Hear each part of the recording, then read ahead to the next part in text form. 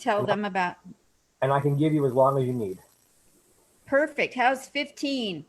I Will can do a that half be an hour if you want. okay? If you want to do that, I'll go a half hour with you. Alrighty. I love to talk. Oh, cool. That's awesome. Facebook people, Mark Zuckerberg did not let me down. We really went live. Sometimes he says that we're going live and we don't go anywhere. It's the craziest thing. You guys are awesome for tuning in. Come in and have a seat while I check out my hair. This is crazy. Who thought this up? A woman looking at herself. This is not going to work. Welcome to Comic Spot, you guys. Comic Spot was so that this Army veteran can vet out veterans of comedy. And today, do I have lipstick on? We have a veteran of comedy here and of much more. Oh my gosh. We have Geoffrey Mark here. Hi, Geoffrey. Hi. Hi. Is the guy over there, not with the blonde hair. I'm going to read his intro and then I'm going to take off these Jewish cat lady glasses. Here today we have Geoffrey Mark. Critics have called Geoffrey Mark a walking encyclopedia. Do you guys know what that is? Okay. He's a walking encyclopedia of show business history. Born in Brooklyn, New York, and raised all over this country, Mr. Mark has spent his entire life in one part of show business or another. He has appeared off-Broadway and in summer stock, been a singer and stand-up comedian in New York nightclubs and cabarets, as well as cruise ships. You guys, this guy is a pro. The proud recipient, get a load of this, the proud recipient of an Emmy Award and I lost my place, and a Grammy Award nomination. Yeah, Emmy Award, Grammy nod. Writes for comedy for several stand-up comedians and produces documentaries and reality shows for cable television. Has been an actor in films and on television, as well as hosted 2 radio series of his own and several special programs on radio and television. Mr. Mark is also in demand as a performer in nightclubs, on cruise ships, and even for corporate events. He also lectures and is a raconteur, which I had to Google. Yes, I did. That means that he says quips in a very creative way. And he is also lectures and as a raconteur and source for entertaining information for literally hundreds of magazines, podcasts, radio and television shows, and other media. I need a drink. My throat is parched. That is the longest and the best intro I've ever had the pleasure of saying. Welcome to our podcast here and TV, whatever you call this. Welcome to Comic Spot, the Geoffrey Mark. Woo! Geoffrey, welcome. Well, I can hardly wait to hear what this guy has to say. He sounds great. Doesn't he? My goodness, talk to me. First of all, what city are you in right now, hunkering down? I am hunkering down just outside of Palm Springs, California. Oh, wow, lovely. So how has the pandemic been treating you and your friends and relatives? Like everyone else in the world, it's a wonderful thing that it is a global experience. It's a tragic global experience. Yes. None of us can feel like a victim because it's happening to all of us. Nobody's being singled out. I have lost some people. I have people who have lost people, and I am completely in confinement. I have not touched another human being since the first week in March. I'm a widower. I live alone, and I'm kind of like a very funny caged panther. I walk around my house. I do my own housework. I do my own cleaning. I do my own cooking. The groceries are delivered, and I look for things to find funny inside my house because what's happening out there, not so funny. Not so funny. It's like Groundhog Day. It's like deja vu all over again. I never did understand that groundhog thing. If he sees his shadow, it means the sun is out. That's the only way you can see your shadow, is if the sun is out. If the sun is out, why is more winter coming? I don't understand that. Makes no sense. It doesn't. Nobody's ever explained it. It's one of those things we just blindly take by faith. You know, it's like the Trinity or something. Or pornography. Yeah, or pornography. Like, yeah. For instance. Oh my gosh. Where did you grow up? I was born in Brooklyn. What part? I was born in East New York. This means nothing to any of you who have never been to Brooklyn. I was born in East New York and raised in East Flatbush and Canarsie. We made small sojourns to Tucson and Los Angeles, and then back to New York. And then I ended up for 7 years in a suburb of Baltimore called Randallstown, where I went to high school. And then my parents legally divorced me at 15, and I was sent away to the University of Arkansas, and got out of there as soon as I possibly could. Hit back to New York, and within 3 months of being back in New York, I was in an off-Broadway show, and I've never stopped. So when they legally divorced you, was that like a split up in the family, or was that because of getting into college applications, or was that a serious thing? Because it was a serious thing. They wanted to get rid of me, basically. They wanted to be not financially or legally responsible for me. So they arranged with my mother's brother that I'd be taken to court and made a ward of the court. And that was it. I was on my own, providing for myself, living in my own apartment, and my adult life began in earnest. It really began as soon as I was in high school, because I met the love of my life my first day of high school. So childhood was over, day one of high school. But I'm a lucky guy. We were talking before we started this, that I think I'm a very lucky man. I met the love of my life my first day of high school. I began being paid to be in show business when I was 15. When I was 16, I made my first film. When I was 17, I did my first off-Broadway show and my first nightclub appearance. And I've been working ever since. So, a lucky man am I. My goodness sakes. Tell me some of the things that you're so proud of that you got to do. Because you've done so much in so many areas. Talk to me about from the very first time you got on stage to do comedy, to act, first time in a cruise ship scenario. I want to hear it all. You talk. Sure. Well, I want to answer your questions seriously. I know this is about comedy, but I'm going to answer your question seriously. What am I proud? I'm proud that I fell in love my first day of high school. I'm proud that that relationship, although troubled, lasted 47 years. He passed away a year and a half ago, and how many people get a real soulmate for 47 years? His name was Joel Cabot. So I'm proud of that, what we accomplished. I'm sorry you lost her. So him. It's a him. Okay, wow. Oh, this is no secret. I've never kept that a secret. I was maybe, perhaps, one of the first openly gay stand-ups. I never tried to pretend like I was anything other than what I am.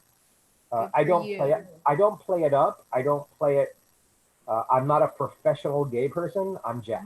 I'm Geoffrey Mark. It's a part of me. Like my sparkly hats and my talent, my deep faith. So there's all kinds of parts to me. That's just one of them. Yes. But it is one of the sad things is that Joel could not live the lifestyle. He got married. He had 2 wonderful children, my daughter Julia, son Matt. 2 grandsons came out of that, Ben and Abe. I think professionally, since that's what you really asked, what am I professionally proud of? Certainly the awards, the Emmy, the Grammy. How could you not get down on your knees and be grateful to be recognized that way? Yes. When anytime I get to perform, I feel like I'm the luckiest guy on the planet. Whether I'm singing a song or I'm doing stand-up or I'm writing a book, I've had best-selling books. I love doing my radio shows across the country. Everything I get to do, I was given wonderful advice, oh gosh, about 20 years ago, from the wife of one of the original I Love Lucy writers, the wife of Bob Schiller. And she said, Jeff, you got to keep reinventing yourself in show business. If you do one thing all your life, eventually people will get tired of you, of it. Keep reinventing, keep making yourself new and shiny. Wow. Rip Taylor came to see, remember Rip Taylor, wonderful Rip Taylor, Yes. came to see me perform one night, and he said, Jeff, you're magic on stage, but you dress like an accountant. Ha. And he sent me to a store where I got the first sparkly hat and started wearing jewelry like he did. It changed my career. It brought me, you go from being a working person in show business and you become a celebrity, and then you become a major celebrity, and then you become a star. Uh, I let other people decide what I am as far as that goes. I have been called a star. I've been called a legend, and it's like, who are they talking about? But I am for sure a celebrity, and I'm Yes. proud of that. I'm proud that I've accomplished in a business where there is something like 95% failure rate. Somehow, since 1974, when I first started in show business, and I know how old I am, I have managed to survive and thrive, and new opportunities keep coming my way. We're in negotiations now to turn my Ella Fitzgerald book into a film. I've got two more books coming out, including my memoirs and a radio show possibility we're talking about. Of course, COVID shut a lot of stuff down. I was supposed to have been touring this spring all over the East Coast and all over the West Coast with Geoffrey Mark Sings the Unheard Ethel Merman Songbook. Wow. Songs Merman sang on radio, in films, in nightclubs that people don't associate with her. And then funny, kind of bawdy stories about Miss Merman, because I wrote a book about her. So I was booked all over the place to do that. They all had to get canceled because of COVID. And if someday live performances happen again, I will take this show out and I will fill all those bookings and have fun with it, you folks out there. Wow. Now, have you ever done a one-man show about your own life? Funny you should ask. What I'm going to do is when my memoirs come out, they'll probably be 2021 or 2022. Because right now, bringing books out, it's kind of hard because you can't do any book signings, you can't do any in-person publicity. But when the world opens up again in some fashion, yeah, I think what I'm going to do after this Ethel Merman show I'm doing, I'm going to do Geoffrey Mark Sings a Musical Love Story and tell the story of Joel and me, what we survived, how we survived.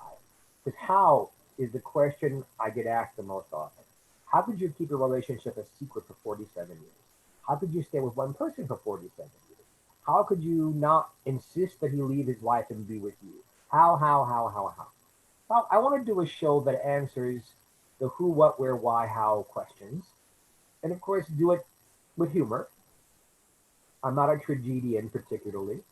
And sing songs that meant a lot to the two of us. The soundtrack of our romance, interspersed with stories. So that will be out there. But yeah, that's gonna happen. I don't want to do a woe is me one man show.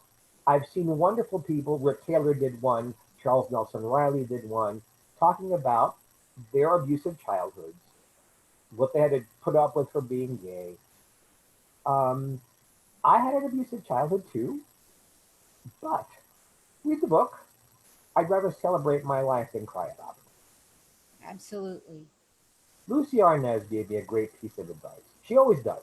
Lucy Arnaz is one of the wisest people I have ever met. Hmm. When Joel died, and she was consoling me, he said, Jeffrey. She called me Jeffrey. You know, it's a funny thing. Some people insist on my Jeff, some people insist on my Jeffrey. I let them call me whatever they want. He said, Jeffrey, your life is your book. You get to write your book any way you want. Hmm. In your book, you can cry over him or you can celebrate him. It's your choice. And the reality is, I've done both. You know, I spent more tears than I knew I had in me crying over him. It's a year and a half out now. I still puddle up once in a while, but now more and more I celebrate him. And I'd like to do that at a show.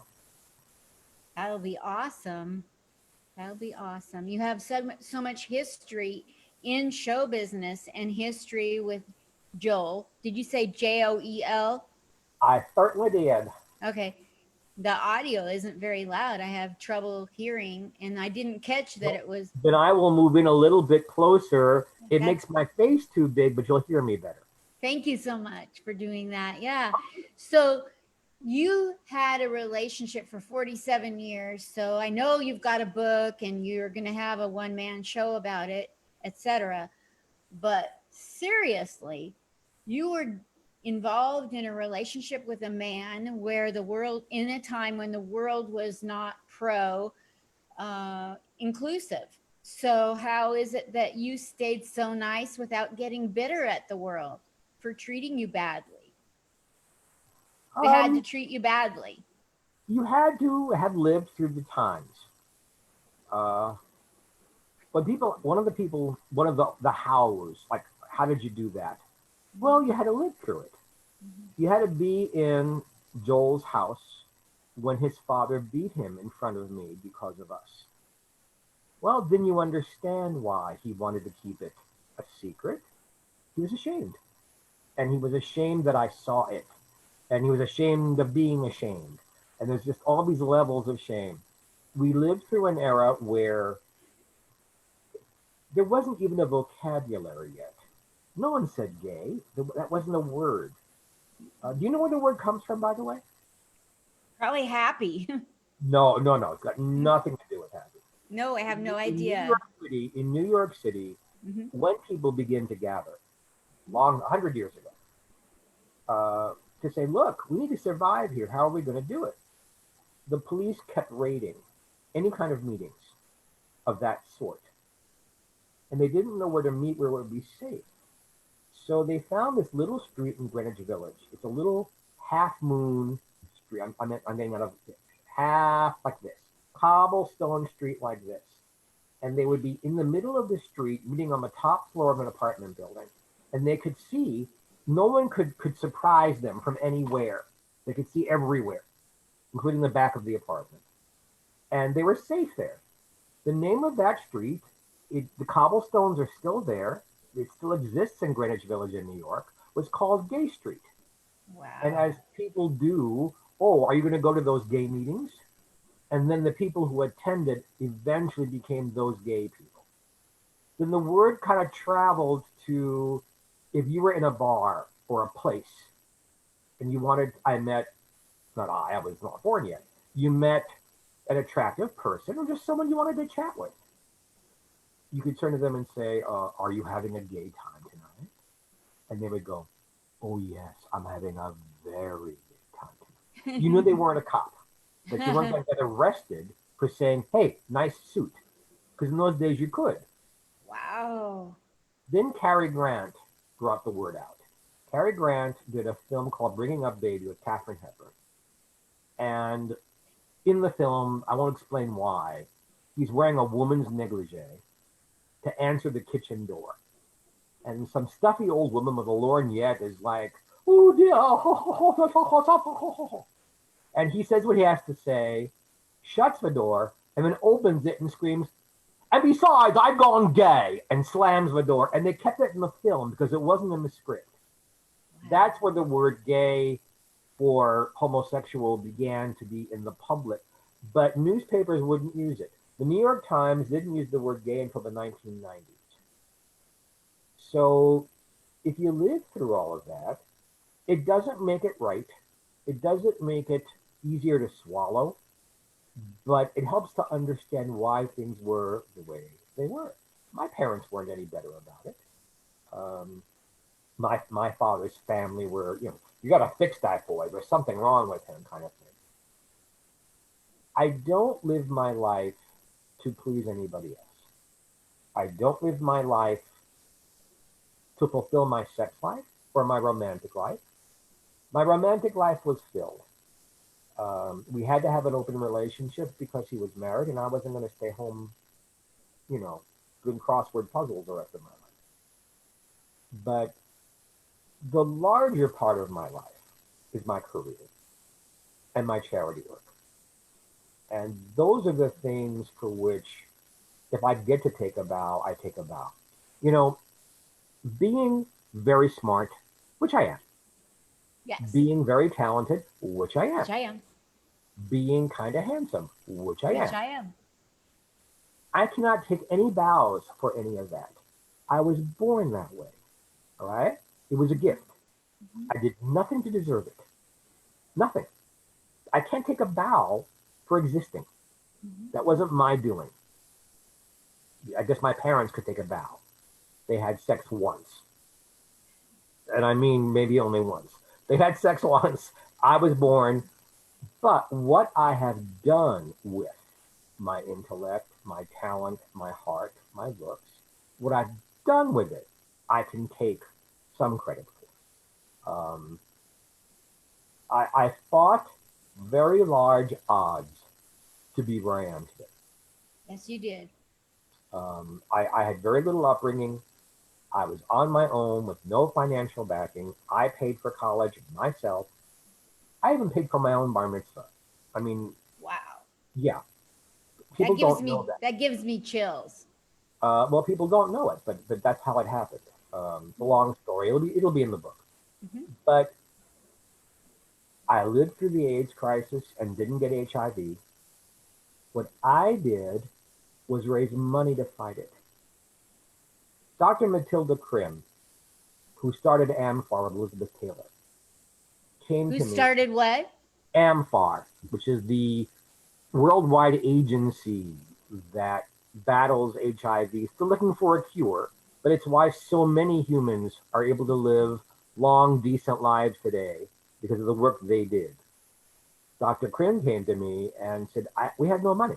I can't even buy you a cup of coffee. Could you help raise money? And I put on shows in New York City. And she took that money, and when I say I and 100 other young men, I was just the head guy because I was the one hosting it and arranging the talent, et cetera, et cetera. But 100 men worked together, and some women. Uh, and Dr. Krim took that money to Elizabeth Taylor, and then they went and started AMFAR. AMFAR has like $1.6 billion right now at their disposal. I'm proud of that. I'm proud of the charity work I've done. I used to go into the bathhouses in New York City and Los Angeles and teach men how to put on condoms to save their lives. Hmm. I've done a lot of work with mental health. I've done a lot of work with people recovering from drug and alcohol. I make no bones about it. I will not discuss specifically how I've gotten better, but I am 31 years clean and sober. Wow, So congratulations. thank you. So a lot of my time goes into helping others who would like to get better in their lives. Uh, my life is about my career, my charity work, uh, my love of Joel, and my love of people. You can't, I don't understand people who don't love people. What's the point of being here then? If you're not going to love people, why be here? Thank So you. I do my best and I get burned. I love people who don't love back. I do things for people who only take and don't give. But I'd rather err that way than to not give, to be cheap with my attention and my love and my time. Because if we aren't here to help other people, then what's the point? Even with my career, I'm thrilled. I am thrilled, people, that I get to sing a song or tell a story or tell a joke or act in a film or write something that has changed people. And a friend and I were counting up something like 20 or 30 million people have seen what I do in one form or another. They've read my books, they've seen me on podcasts, they've seen me on television, they've seen me in films, they've heard me on the radio, they've come see me live. They've watched something I've written or produced. What a thrill that is to know that I am making a difference in people's lives, that people look to me for entertainment. What a gift that is from God to me. So we're living through hard times. I'm living through them also. I'm a caged animal here. I've got no contact with anybody. But I'm using the time to write. I'm using the time to create. I'm reaching out to people to make sure that they're okay. And remembering that I'm not the only one here. We're all in this. And I'm going to survive. And I hope everybody else who's watching us right now also survives. Yes, I hope everybody hangs in there and knows that everything is worth going through. It doesn't always feel like it, but there's no point in giving up. Even if you just like give up for a while, you give yourself a few days or a few months to just be in the pits. Do you know how hard it is to come back from that? I once literally gave up after I got hit by a drunk driver. I let the odds beat me. And it's so hard to come back once you make a conscious decision to give up. It's like it's not worth giving up, not for a day, not for an hour. You got to stay plugged in. It's It's hard to come. okay. It's okay to take some time and recharge. Yes, that's different. It's okay to say, today I'm tired, or today I need to have somebody entertain me, Yes, or today I need to eat some cookies. You know, it's yes, okay to take time for self care. In fact, it's necessary for everybody. yes. But giving up in the bigger picture, no. We're living through a time, there's nobody alive today who even knew anybody who lived through a plague. And basically, that's what we're living through right now, a plague. It came That's out right. of nowhere. We weren't prepared for it. And I refuse to discuss politics. Me too. So I refuse. we're on our own. What can we do out there? Well, find some joy every day, whether it's a song, a performance, you clean the oven beautifully, you rearranged your hair, you reached out to a friend and made a difference, you cooked something that was especially delicious, you watched some great porn, whatever it is that brings you joy. You have to, you can't, we can't sit around waiting for it to knock on our doors because right now no one's knocking. And if they are, they better be wearing a mask. It better be. So we have to look for it. We have to be our own agent to find these things, find them, embrace them, enjoy them, because we can't do anything about the plague except keep away from it and keep the people we love away from it. Uh, I look for the joy every day. I look for reasons to be grateful every day. And I'm a human being, folks. I have moments where I despair, and I still have moments where I miss Joel terribly. How often have I said, if he were here with me now, and the two of us could live here in my house, I wouldn't care if there was a plague out there. I'd be very happy just having, but that's not how it is. There are people out there, a lot of people out there, who are totally alone. There are people out there who have a spouse or a roommate or a child they live with. They have more company, good for you. Just make sure you're taking care of each other. See, this is supposed to be about comedy, and we're not being funny at all here. I'm sorry. It's okay. Like you are multifaceted. You're not just up on. I don't want people to come on here with a big ego about what they have accomplished. I want human beings that know how to inspire human beings. You're my perfect guest. Well, good, thank you. I hope seriously, anyone who's watching this, Mm-hmm. we can all make a difference in our own lives right now. Each of us has to put like the best energy you've ever put into self-care. We also need to be there for other people. Pick a handful of people in your life whom you really love. Do they need groceries delivered? I do. Do they need video calls to keep them company? Do they need $5? Are they running short on money? Do they need medication? Do they need doctors? Do they need a friend? Do they need someone to make them laugh? Do you need to do a video call and just flex your biceps for somebody to put a smile on their face? I've done that now. Who never thought at my age I'd be flexing my biceps to make people happy? But I am. Happily, I've got some biceps. Uh, Take what you've got, whatever it is each of us has. Because I thoroughly believe that God gives everybody talents, different ones.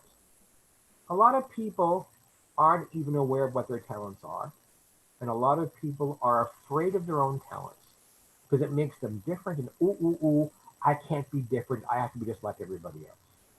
And the truth of the matter is, nobody is just like everybody else. We're all unique, individual creatures.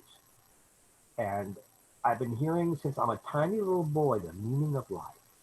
The meaning of life is that God gave you talents to use, and the meaning of life is He's expecting you to use them to help yourself and to help others. What are the talents that you feel God gave you?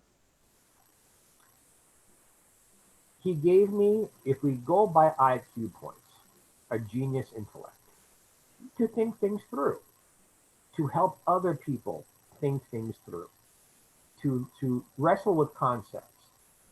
And you have to have an intellect to be funny. There are plenty of comedians who had no education, but they had an intellect. You have to be able to be fairly smart to be an actor. You have to be musically smart to sing well, to understand, because music is like mathematics. And so the intellect has helped a lot. My God given talents, singing, being funny, being able to make a joke, to see the funny side of something, to think crooked. Instead of thinking straight on, you think crooked a little bit.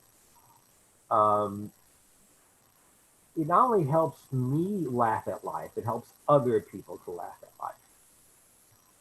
I was given a singing voice. Now, I maybe worked the hardest on that one because it's one of the harder things to do. To sing well is very difficult. It's very physically demanding. But all of these things, and God gave me, remember when International House of Pancakes, when IHOP was so proud of their bottomless pot of coffee? I have a bottomless well of love in my heart. I never seem to run out of it. That's a gift. But I freely share with people. And as I've said, I've gotten burned. I've gotten burned. But you know what? That's the price you pay for having. See, nothing is free. There is a price for everything. If you're really smart, people are afraid of you. If you're very famous, people resent you.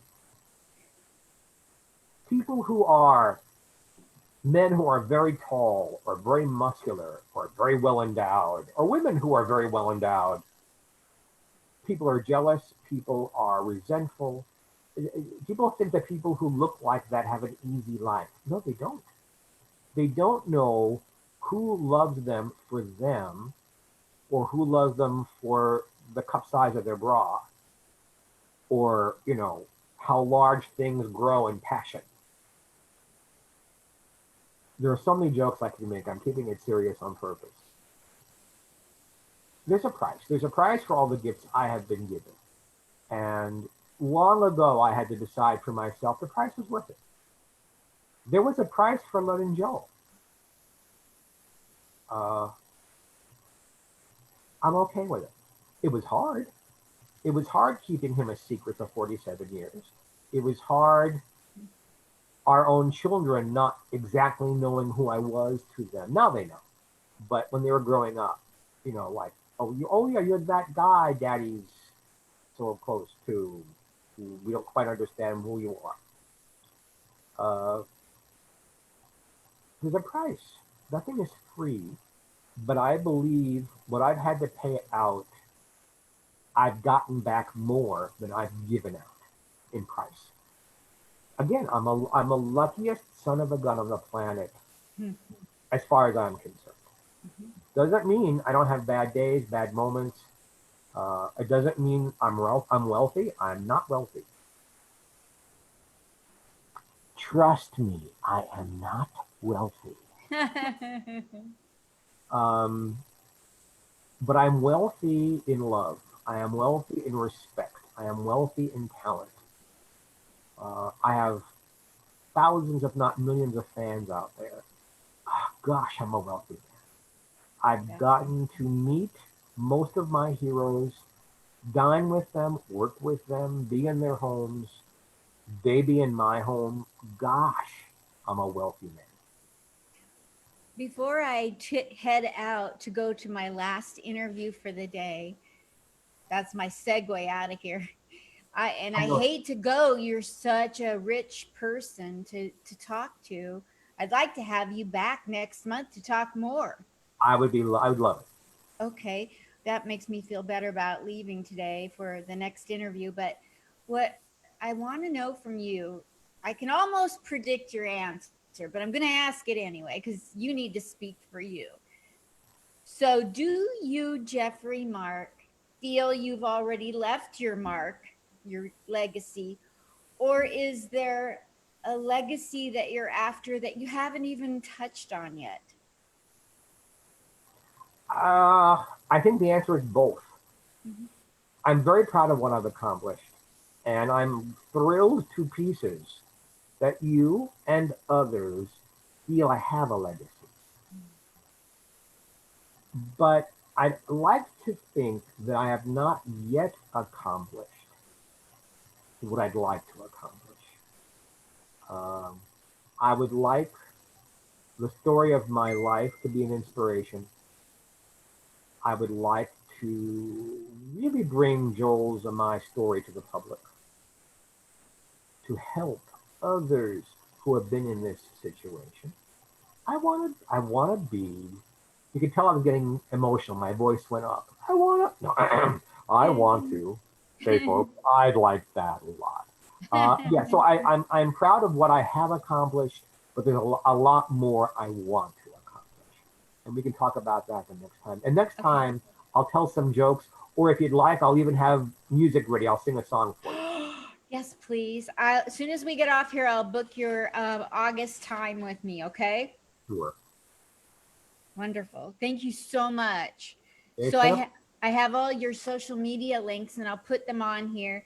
And in 2 or 3 days, I'll get this video back from my editing person, and it'll look like a sitcom. And it's awesome. The work he's a magician or something. I don't know. But anyway, this has been such a great. You have like taken a really bad day for me and put it into perspective. So thank you for that. And a lot of what you said about your life is a lot like what I went through as a child with my dad. So we have even more to talk about that. I'm glad I could help. Yeah, and I think that when you go through life of how much can you give, you can never outgive the planet, or like I came from very little love and I don't want other people to feel that. So I'm about giving love, and every day I get blessed back far more than I can ever give because I'm out giving. If you're out giving, you can't have a totally bad day. Exactly. It's true. Thank you so much. I'm going to head out. You're Out awesome. and love to you and to everybody who's watching. I love you guys. Love you back. Thank you so much, Geoffrey Mark. I'm going to message you right away. Bye.